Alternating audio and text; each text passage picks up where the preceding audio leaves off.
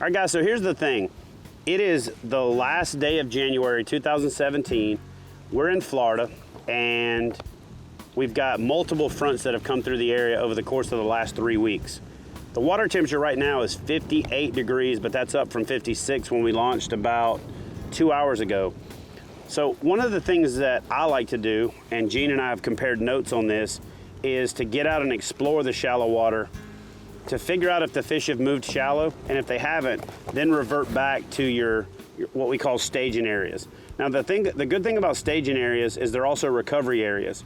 So the work that you're doing to find those areas is going to pay off both before the spawn and then after the spawn. And when you put that work in, you're going to catch fish in 3 phases. You're going to catch them pre-spawn, you're going to catch them in the spawn, and then you're going to catch them post-spawn. Whereas a lot of people are, you know, they can't demystify where do the bass go once they leave shallow water and I can't see them.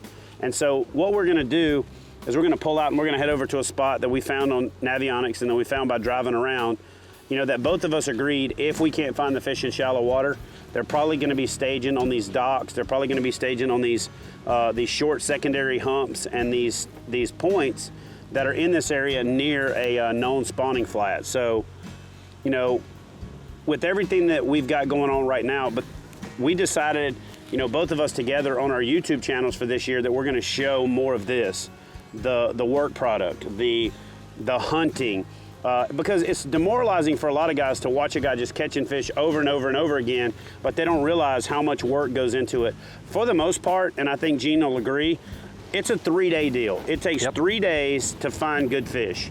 And once you find fish, if you fish regularly, you know, that tow factor that I talk about all the time, the time on the water, you can stay on them. But if you don't know where the fish are and you're reading fishing reports, they generally lag a couple of weeks. And early in the season when everything's volatile, they're the worst thing in the world to go by because you're fishing where they were catching them, not where you should be catching them. But when you're the person that's out there at the tip of the spear, figuring out where the fish are, you're the one writing the fishing reports, not the one following the fishing reports. So it means getting off the couch and it means getting outside when it's cold.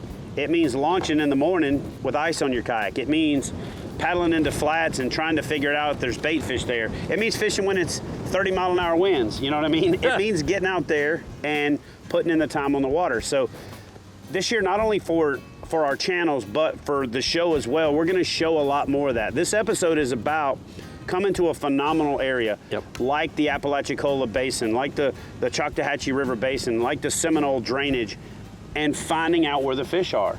It's flying the drone and looking for pockets. It's getting on Google Earth. It's finding a roadside creek ditch and launching there and paddling around for 2 hours and saying, yeah, there's fish here, or no, there's not fish here.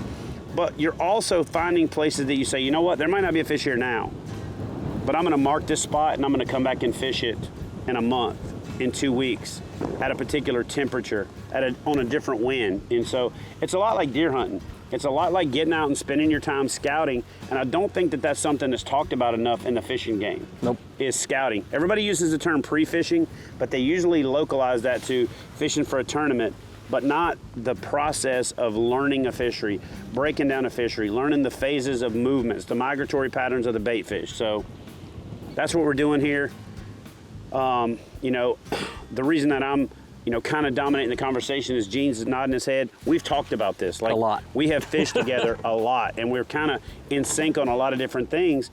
And that's why you should fish with somebody that challenges you to be a better angler, because it'll put you out of your comfort zone sometimes.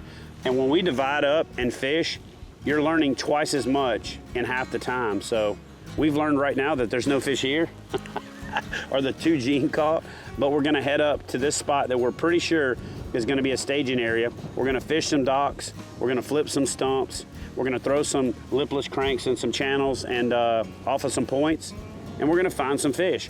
The great thing about the other spot that we're moving to is there's a similar spawning flat adjacent to it, and as it warms up through the course of the day, we may move shallow again.